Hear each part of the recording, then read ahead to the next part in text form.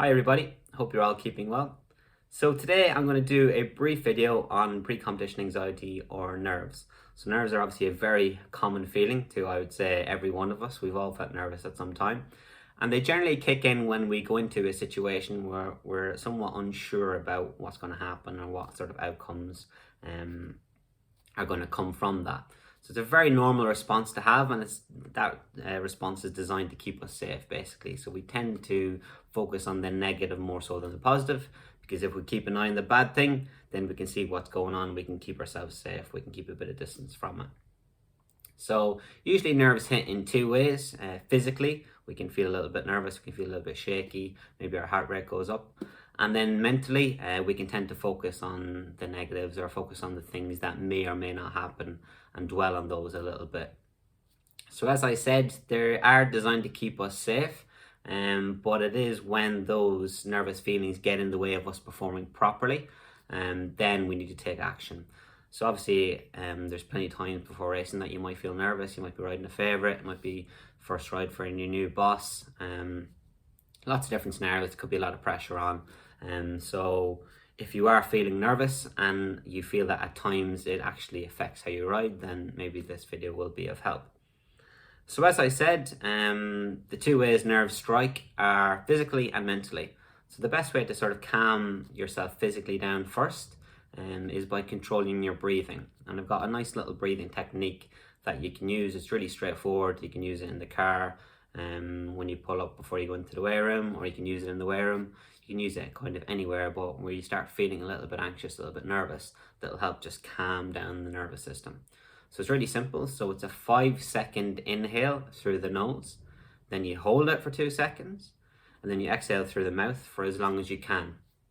And you repeat that cycle for as many times as you want, and generally at least maybe 3 to 5 times before you really start feeling the benefit from that.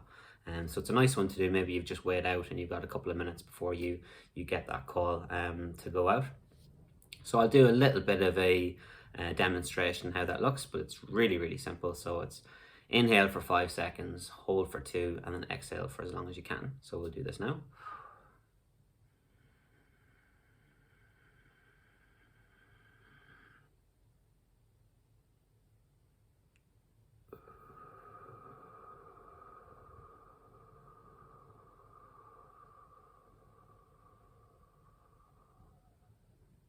We'll go again.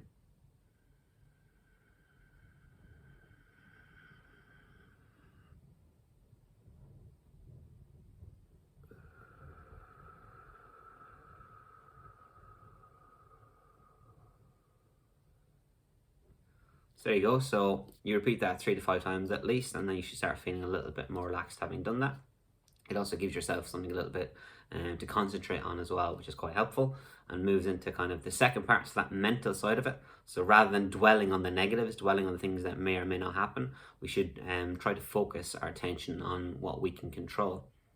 Some of the questions that I would ask my jockeys using this sort of technique is, what are the 3 things that I need to do really well for my horse to run well? So it's a question you ask yourself. So for example, get a good start, get a little bit of light at the first, or take back after a furlong, get switched off. So you're asking yourself questions all to do about you and horse, and what you can control over the first couple of furlongs or over the first half of the race. What are those 3 things that you need to do really well to get your horse to run to its best possible placing? So that was a brief little video. As I said, just a bit of a recap. Slow things down physically and then focus on something within your control mentally. The best way to sort of help channel those sort of anxiety and those nervous sort of feelings.